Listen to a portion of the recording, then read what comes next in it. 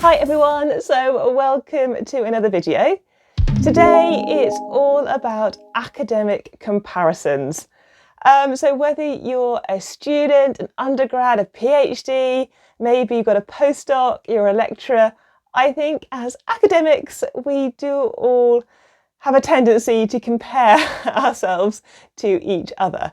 And it's something I think I've become aware of over the last week again, because I've been involved in recruitment. So I've been looking at applications, obviously comparing the various candidates against the job description, but inevitably you also have to decide how many of those candidates you're going to take forward to interview.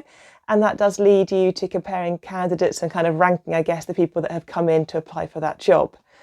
And I think right from the very start, so right from when we start our education at university, it's quite easy to compare ourselves to those in our class. You know, I know that as a student, I would look at my mark and I would inevitably, without really thinking about it, compare myself to how my friends were getting on. Was I enjoying the class and the course as much as them? Was I performing as well as I could?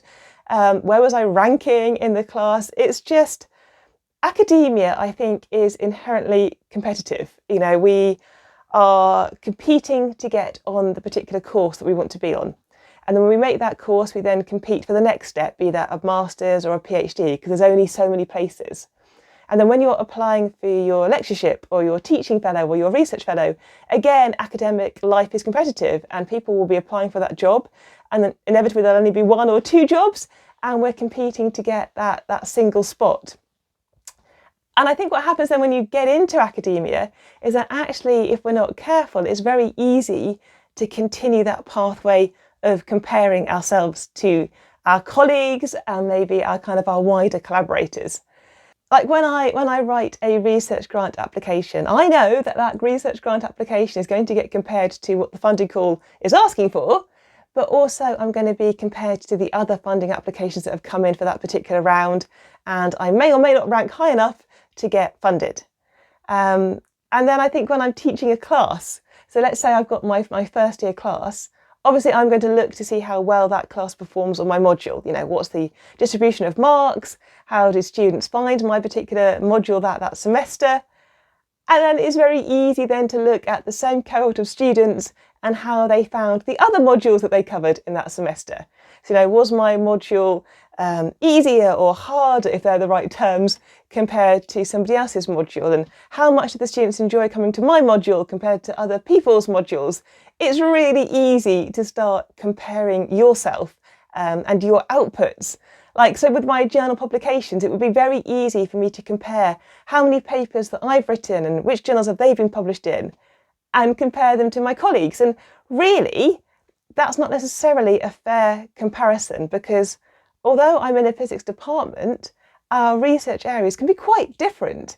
And if somebody's working in a large multi-person team, you know, they might naturally get more journal papers output than, say, I might, working maybe in a smaller physics-based team. So it's really difficult. It's kind of something I think inevitably, I've said inevitably way too many times in this video. It's something that I think maybe we're drawn towards doing as humans, is comparing ourselves to other people. And I think social media can make that more accessible somehow. It kind of feeds those comparisons. And social media, I mean, it's there every day now in our lives, you know, Twitter and Instagram and Facebook, all the different social media platforms.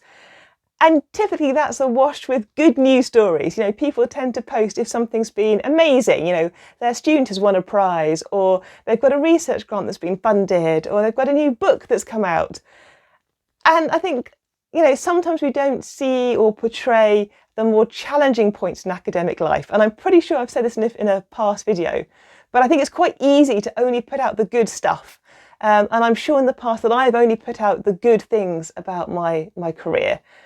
And I guess what's quite nice to see now in social media is it's becoming more balanced. You know, people are putting out the stuff that's frustrating.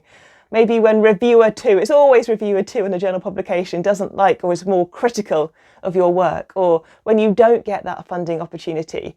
And I'm seeing more posts like that on social media.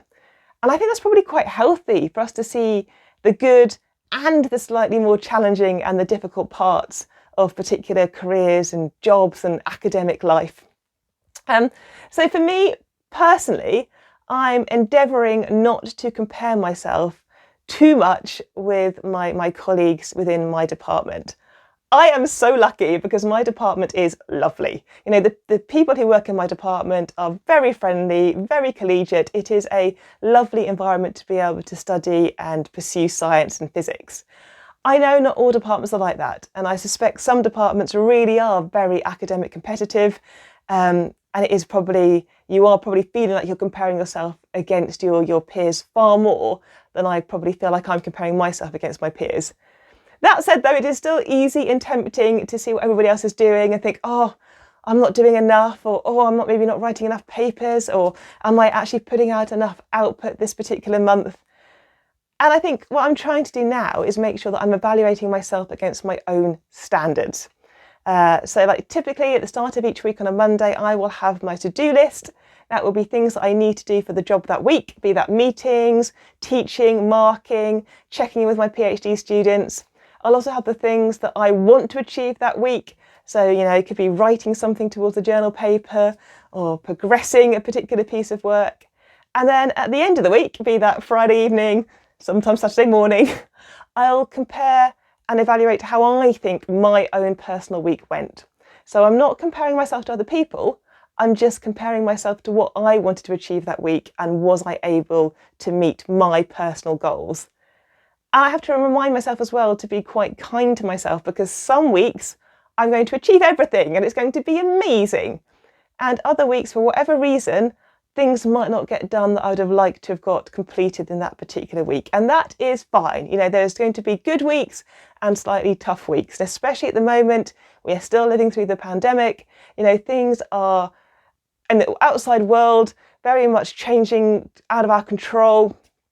So yeah, I think being nice to yourself and realising that you can evaluate your own personal successes and goals, but sometimes you will succeed and sometimes it might be a more challenging week. So let me know in the comments, do you find yourself in academia comparing yourself to other people? You know, are you a student and do you find yourself comparing yourself to your class? Are you working as a postdoc maybe and you're finding yourself comparing yourself to other postdocs and how they're progressing? It's very easy to do. I think turning off the comparing yourself switch is quite difficult, and at times comparing yourself is necessary, you know, in terms of maybe pushing yourself to go further in your career, wanting to make progress. Actually, a healthy element of competitive spirit and wanting to progress your area is good, but too much of yourself comparing yourself against other people, I think potentially could be not a positive part of your career. So yeah, let me know in the comments, do you find yourself comparing yourself against other people, and how do you tackle it and try to stop it? I've got a video coming up shortly about teaching questions for interviews. I also said I would do my video about how I prepared for my research talk for interviews. So a couple of interview type filming things coming up soon. If you've got any particular videos you'd like to see about academic life or questions about being a lecturer, do leave them in the comments. If you're new, welcome to the channel. If you're a returning subscriber, it's lovely to have you back. I am Caroline, I'm a lecturer at a UK university, so I teach and research and work and really enjoy studying physics. But have a good week, stay safe and look after yourself. Don't compare yourself too much to other people, and I'll see you next Monday. Bye.